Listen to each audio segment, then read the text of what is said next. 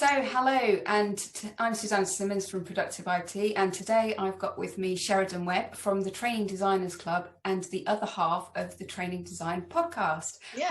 Hi, Sheridan. Hi, Susanna. Nice Thanks to see for you. joining me today. You're very welcome.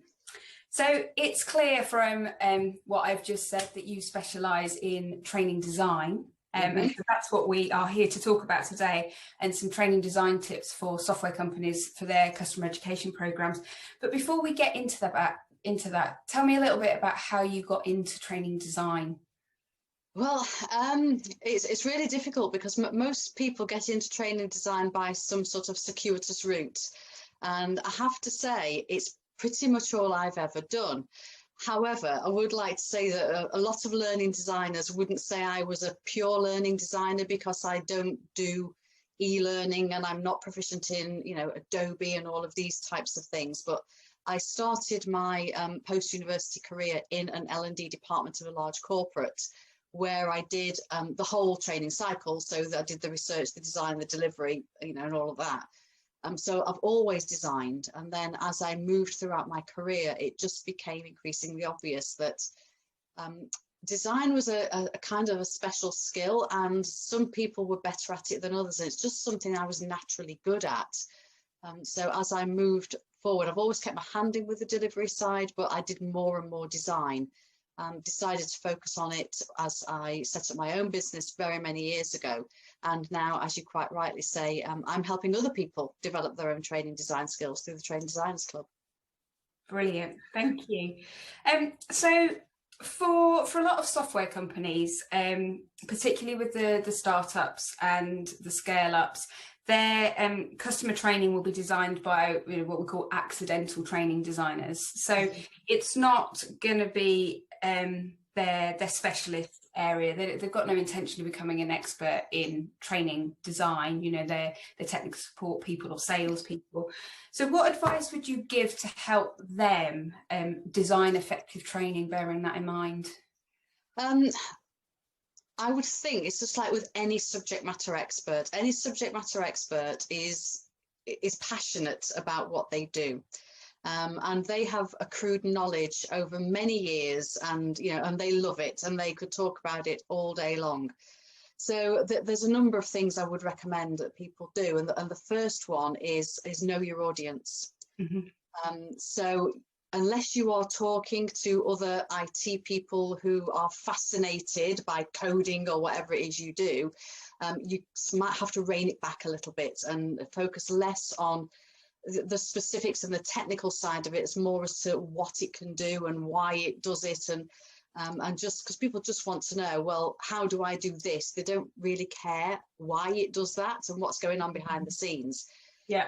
So that would be my first thing, is to really know your audience and put yourself in their shoes and kind of rein your own enthusiasm in a little bit. The second thing I would recommend is pace it. Remember that the users haven't had all that development time that you've had. So you've got familiar with this over weeks, months, and possibly even years. It's second nature. Some people may be seeing this for the first time, and they can only take in so much at a time.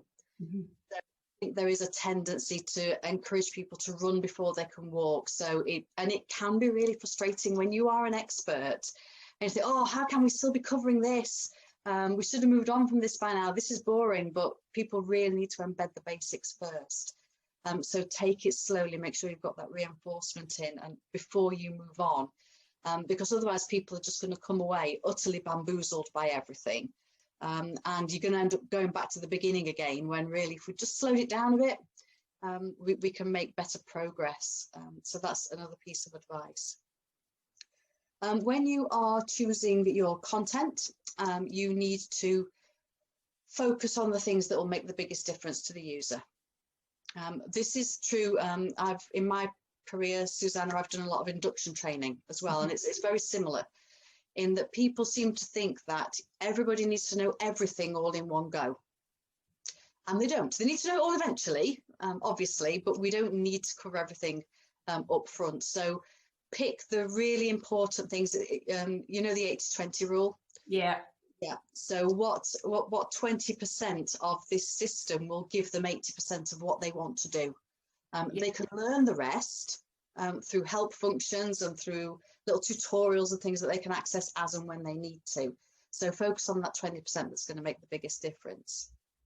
I think, sorry to interrupt you, Sheridan, I think the thing with that as well is I think quite often companies, they want to do the onboarding process all in one go rather than say, a more agile approach or a more phased approach. But you make a really good point there of actually, it's about, to a certain extent, it's about what are they able to do already with whatever system, whether it's, you know, Excel spreadsheets or paper and pen, what are they doing at the moment that they need to be able to carry on doing? Because actually that's probably going to be the priority, because they don't want things to get worse. So you get them up to speed with that before you bring in all the whistles and bells, which may well be why the company's invested in the product, but you kind of need to get people back to a certain extent to where they are already with the new process and the new system before you can then get them to move on to the next piece. I think that's a really, really good point. Sorry. Yeah. No, I hadn't really thought of that, but because I'm not a systems trainer, but I can see how that makes total sense. You need people to be starting from more or less the same starting point, don't you? Yeah. Otherwise, it's going to be quite tricky. So, you know, what are you doing to make sure that happens? Yeah. The only other thing that I wanted to highlight for, and it's for any subject matter expert really, is to remember that knowing / understanding is not the same as being able to do. And this is a big, big problem. And I see it all the time. Well, we've been through it and everyone said they understood it and everyone nodded their head. But I tell you what now, I watch Professor Brian Cox, you know, Professor Brian Cox. Yeah. Love that man. Once had a tweet from him. I couldn't settle for hours, honestly.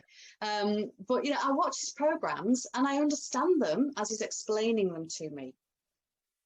Do I really understand it? Could I do anything with that knowledge? Absolutely not. Just because I'm following him and I'm thinking, yeah, that makes sense, get it, doesn't mean to say I can do anything at all with that knowledge. So there is a danger, I think, that people mistake content for good training.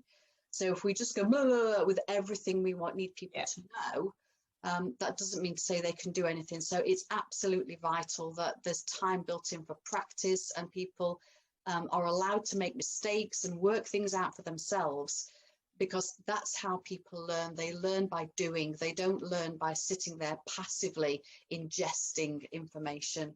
Mm-hmm. So quite a lot there.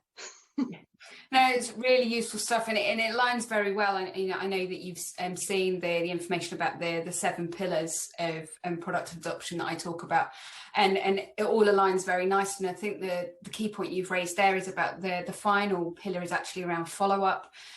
I know, and sometimes it's not easy to necessarily get all of the practical in, or, you know, it's not enough practical in, say, a live session, or if you're doing video recordings and those kind of things, there still needs to be the practical bit. And I find this a lot with the people that I train as users, that they quite often say, oh, yeah, well, it all makes sense and I understand it, but I just need to go and do it. And I'd say, yes, you do. And you come back to the questions and we can do follow-up sessions. And I think that follow-up piece is really important.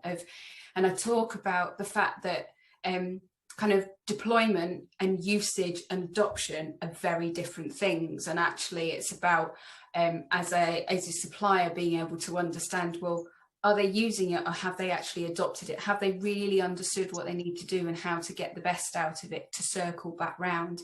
But like you say, there's that temptation of, we've put it out there, they've nodded their heads and gone, yes, right, on to the next thing. And actually, learning doesn't work like that, does it? It's an ongoing process. It is. And there's also, I don't know if this is something that you're going to cover, because I think we may have discussed this before, about the fact not necessarily appreciating the size of the change and the psychological change, because we are creatures of habit and we like what's comforting and we like what's familiar. And even if we can do something, we may be reluctant to actually do it because it feels like hard work and it's taking a lot more effort. Yeah. So I think we can sometimes underestimate, not just in IT training, in any type of training, we can underestimate that psychological change that people need to make before they will adopt any sort of new behavior. It's not just a can I do it, it's do I want to do it, do I believe it's the right thing for me to be doing.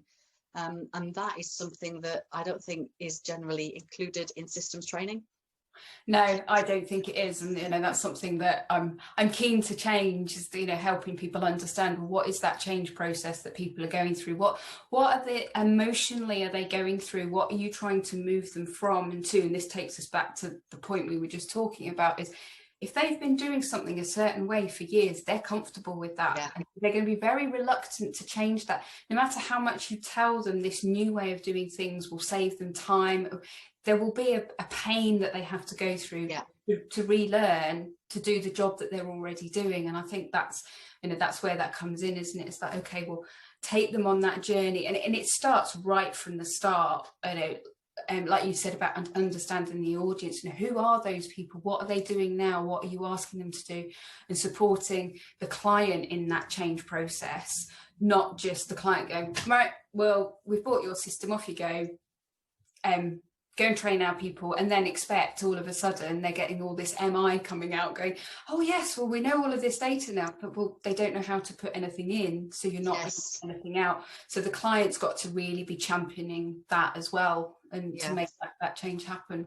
Yeah, I mean, I've certainly worked in organisations where I've not been involved in the IT training, obviously, but I know they've implemented new systems, and a lot of very long-standing, very capable employees don't even want to ask for help because they have a reputation as being really good at their job, and all of a sudden they feel like a failure because what they could do before they can't do now, and then that creates all sorts of problems because those psychological needs weren't met.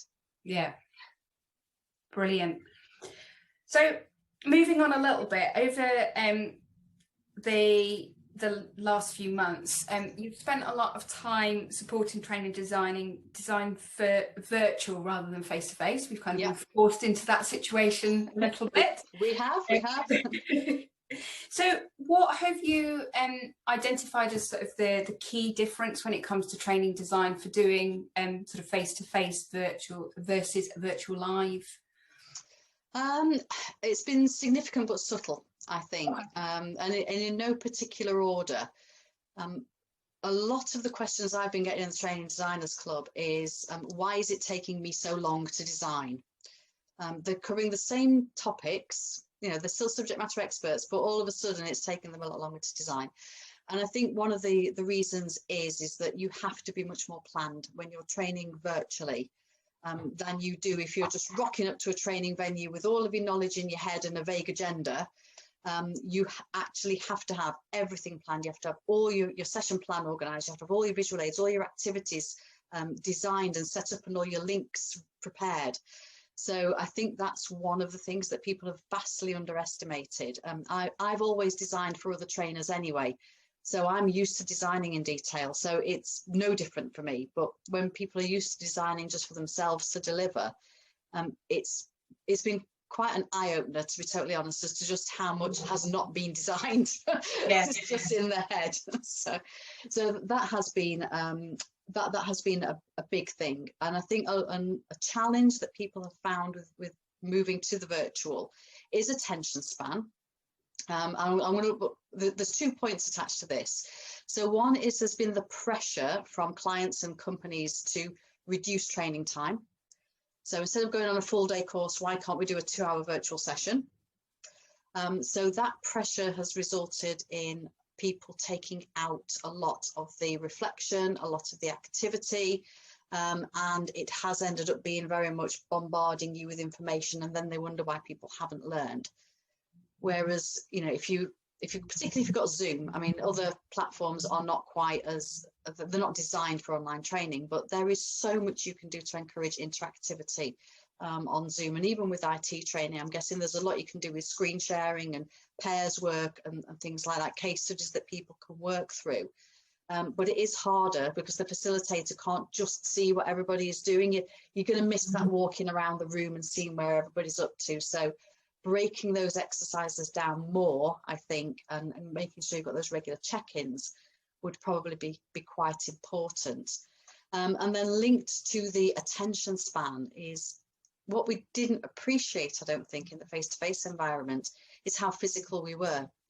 So whether we were just getting out of our chairs to go and write things on a flip chart or just moving to sit in with another group, that actually physically energized us. And when you are sat at your computer without that change in stimulus, I think it does drain people. So we do have to build in more breaks. We do have to make sure we've got that interactivity. And you can do a full day's training, but you do need to plan it a lot more carefully. I think so that's the main things from my point of view, as someone who's always designed for other people. Yeah. The change wasn't quite as shocking as it has been for others. And I think the really interesting point actually with that is that also circles back to the whole point that you made early on about subject matter experts. Is it's very easy for a subject matter expert to just walk into a room and talk about their subject. Yeah. And actually it would be very easy for them to do the same on virtual live, but then particularly with a systems training, you've got that risk that it turns into a demo. Yeah. Yes. And it's not a learning experience, it's just a demonstration. It's all very passive.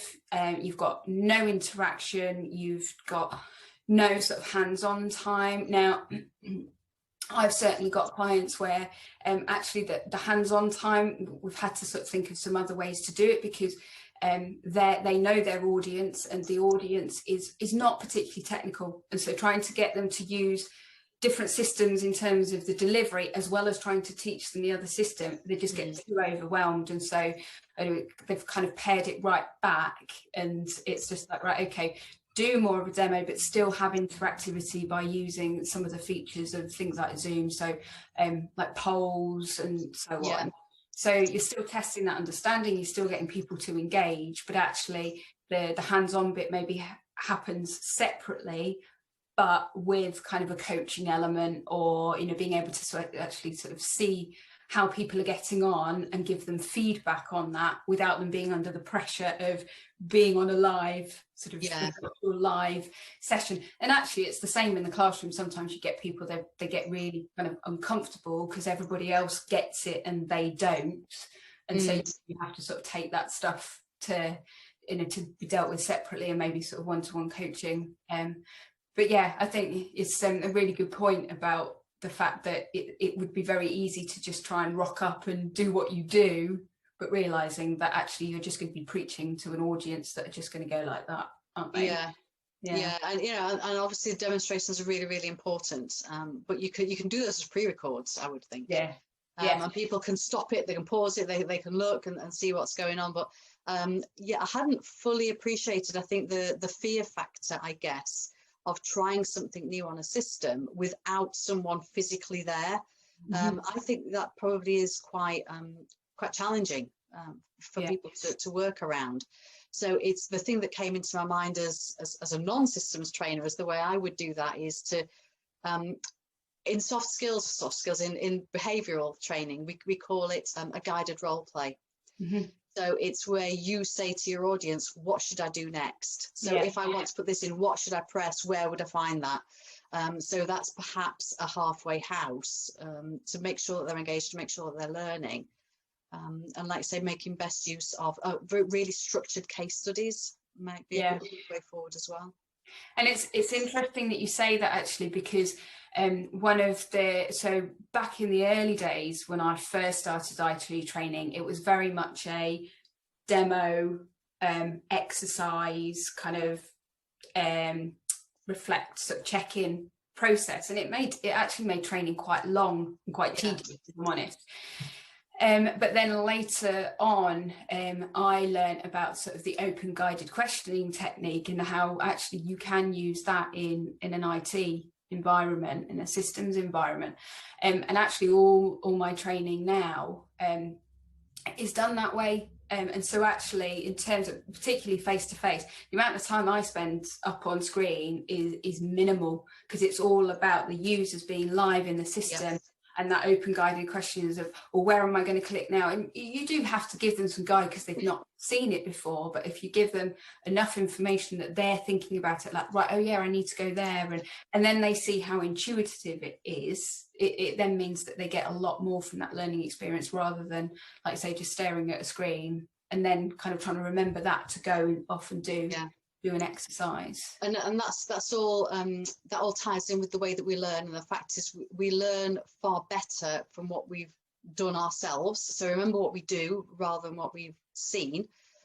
But there's also the IKEA effect, which you're probably familiar with, is where we attach much more value to something that we've done ourselves. So if I've put the effort in to work out how to set up that spreadsheet or set up that customer record, I feel much more proud of it, and I'm much more likely to remember it anyway, rather than if someone's just said, this is how you set up a customer record. So it's much more meaningful. Yeah, definitely. So you've just mentioned it just as you were talking about designing for virtual, and also I know it's a topic in one of the podcast episodes about designing for other people.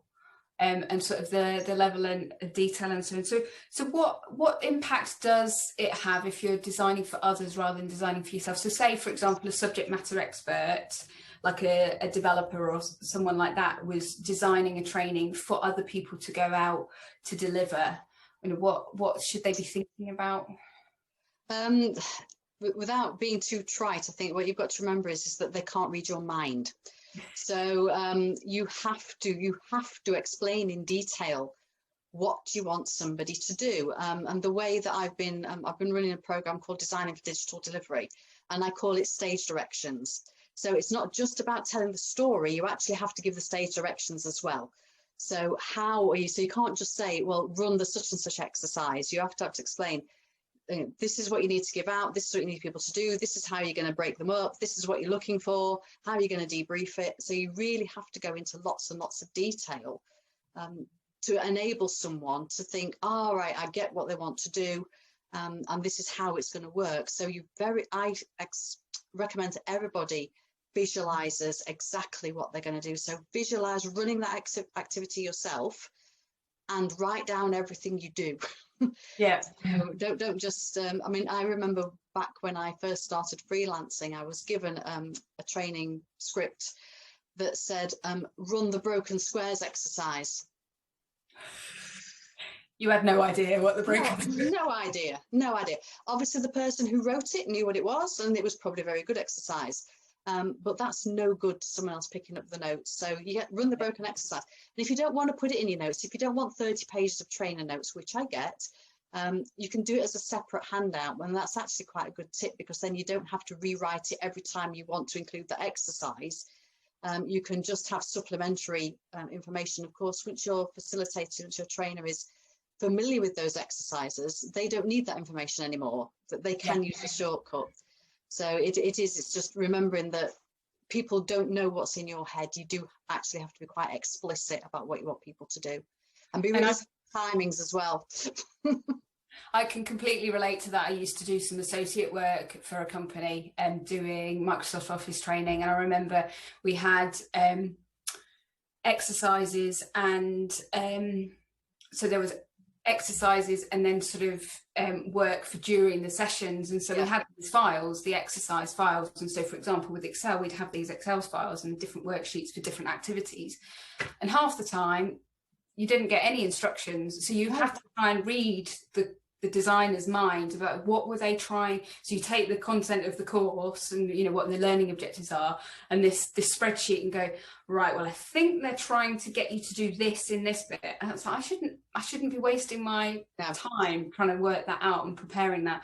If they're asking me to deliver using that content, I need to know how to use that content. Exactly. So, I mean, and I've always said, I mean, obviously trainers, facilitators, they're very passionate themselves, and they'll have their own way of teaching, and that's absolutely fine. But my view is if you've written it in detail and they decide to replace something, they know they can replace like for like. So they're coming from a position of knowledge.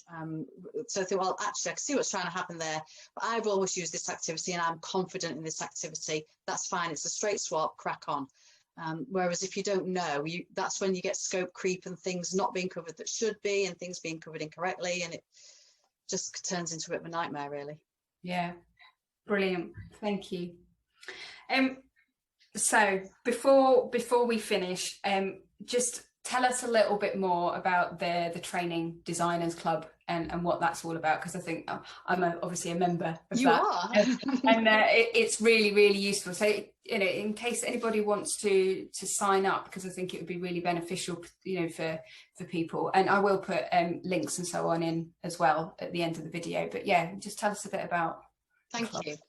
So the Training Designers Club, I'm feeling like it's morphing now. It's more than training design. It was set up to provide a community for people who are working on designing their own training and just needed some help. It's like, help, I need an exercise on this. Help, how do I cover this? So I've got a gap here. What should I do? How can I bring this content to life? So it came from that origin, really, people coming to me asking for specific help. So I've formed this community. And it's just grown. So it's now almost a virtual L&D department. So it's absolutely fantastic for those L&D professionals who are it for their whole department. So their organisation, they are the one L&D person there. They've got no one to bounce ideas around with, no one to sense check things with. They're rushed off the feet because they're having to do everything from the admin to the strategy and everything in between. They don't have time. So the Training Designers Club is very much about supporting people and developing each other, because we all know different things, and what's very obvious to some people is brand new to other people. So we're cross-fertilizing ideas and having that little and often personal development as well. So there's a free membership, which is just a Facebook group, which people can join, which just has a couple of posts going in every week and some discussion. But the VIP group, which is what you're in, Susanna, is where we really get to know each other. We really build that community. We have weekly get-togethers virtually, obviously. We have monthly lunch and learn sessions, and there's a big resource bank as well, isn't there? And it's the fact that you've got those people that you can just turn to. I mean, I spent 20 minutes yesterday for one member who's a lone L&D manager, you know, oh, I need some resources on this. And I thought, well, you know, I'll just spend 20 minutes looking for her. So how about this, this and this? So, oh, that's brilliant. That saved me hours. I just didn't have the time. So it's those little things that make all the difference. And it's that little and often development, I think, of our learning design, and just taking the best of what we can do and supporting each other. And it's, to be honest, it's how a lot of us have learned how to transition to virtual as well. We couldn't have done it as easily had we tried to do everything on our own, because we've acted as each other's guinea pigs. Yeah. That makes a massive difference, just having that safe space where you can ask the stupid question. Yeah, and well, there's no such thing as a stupid question, is there? So I think we've all said that plenty of times in our lives as trainers and facilitators. And I have to say, it's brilliant. You know, you jump in the group if you're struggling for an idea, or you want to freshen up an activity, or if you want people, like you say, to just jump on and test something out and see whether something works. And also, you mentioned about timing, you know, and you don't necessarily want to go out to a live audience not having tested the timings of a new activity and how long it's going to take. So lots and lots of value in there. Yeah. So brilliant. Well, thank you so much, Sheridan. It's been great talking to you today. Likewise. Lots of useful advice. And like I say, I'll put in all the links for the Training Designers Club and also the Training Design podcast. Brilliant. Underneath the video. So okay, lovely. Thanks, Sheridan. Bye for now. Susanna. Okay, bye.